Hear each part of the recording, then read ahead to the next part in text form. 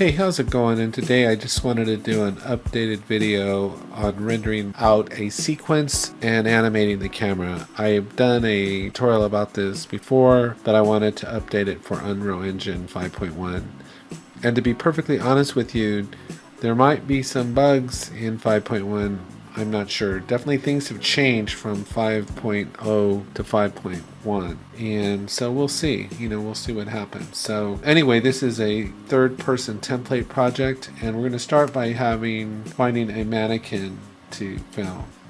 So I'm just going to come into Characters, Mannequin, Animations, Quinn, and this is very similar to as before. So this character is filmable and she's persistent in the scene right now, but after I render out a sequence, it's possible that she'll disappear, and you might see this happen. But I'm going to show you how to fix that toward the end of the video, because when it first happened it was pretty frustrating because I was like, where did she go? And I really couldn't find anything online to explain how to fix it, but I think I have the solution. So I don't know if that's a bug or whatever, but the solution does work. So that we have our filmable character, and now we're just going to get a cine camera actor and drag that into the scene.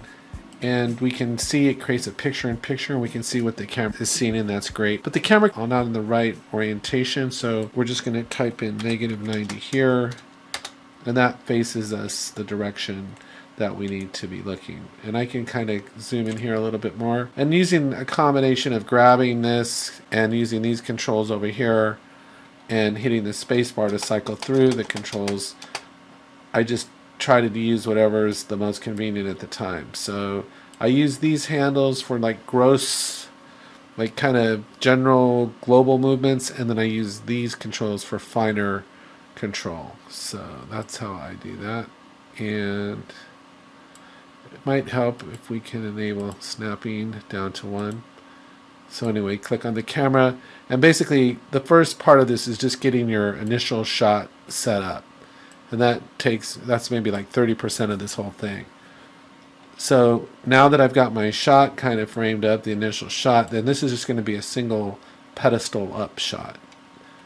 Then I'm good there. So now one of the differences with 5.1 is now the take recorder and the sequencer come in automatically loaded. Before you'd have to enable the plugin and bring them in. Now they just come in, and that's for the game as well. So what we can do is we can just click into the sequencer. I think some of the confusion with this is the way things are named. I almost think this could be called the animator, because that's what you seem to use it for primarily, is animating camera moves. And obviously we can put clips in a sequence, but this is primarily what you seem to use it for. So we need the camera, we need to bring this camera onto the timeline so we can animate it, and it will basically record the keyframes. So we'll go track, add a sequencer, it's right there, and it brings in the camera. And then the one thing that's kind of a couple things. First, you'll notice it went from picture-in-picture to full screen, so we see what the camera's seeing right now, and that's fine. You'll notice it's blurry, so what we can do is come down to the aperture and just bump that up to 22 so everything's in focus. And then down here on the timeline, it puts our last frame right up here against the wall, and I don't like that. I like to be able to see beyond the end of the clip. So if we just type in like 200, and then we drag this out, we can tighten it up this way too. So I like to be able to see the whole clip on the timeline. I don't like it backed up right like that. And if we want to extend the clip out, looks like it's going to be about 120 frames. You can just drag the end of this clip and pull it out. See, like that will extend it out a little bit more. So then if you wanted to extend the shot out.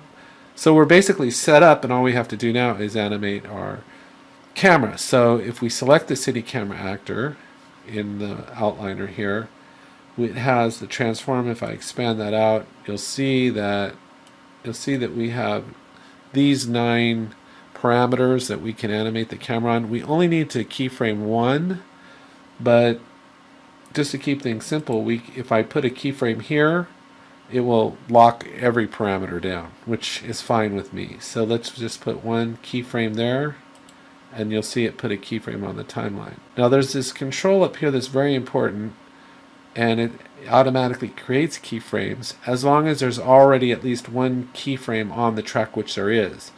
So what we can do is enable that, And then there is sort of an order of operations. You need to move the timeline playhead first and then put your keyframe down.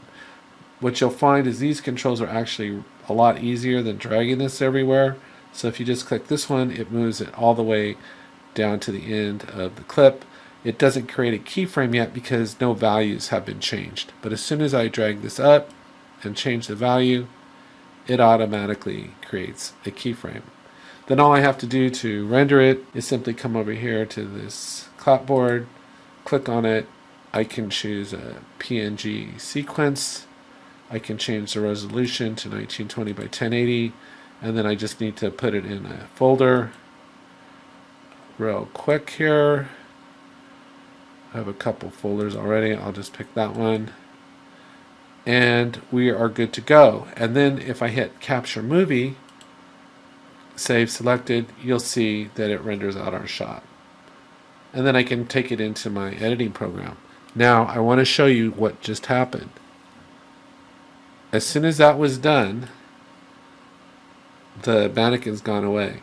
See that? And if I come over into the world outliner, it says unloaded. Now I've searched online, I couldn't find anything. So what I found worked, and this is a weird kind of solution for it. If you hit play, she comes back, she loads back in, but she seems to be basically being almost like streamed in right now, or she's not being loaded as needed right now for whatever reason. So what I found you can do to fix this is that if you come over to world settings and you scroll down to enable streaming, you click that. It'll say you are about to enable streaming for the first time. Say yes. It'll refer you to the documentation. Say no. It puts you in this world for a minute, and then you just disable streaming and watch the message that we get. You are about to disable streaming. All actors in the world will always be loaded. Continue? Yes. And now she's back, and she'll stay back. So that's just a helpful hint if you're trying to wonder what happened to her. There's a setting somewhere, I don't know where else it might be, to enable her to be loaded and stay loaded. And so that's one little thing you have to do to keep her there even when the game's not in play. So anyway, I hope you found this helpful. Take care, have a great day, and I'll talk to you next time.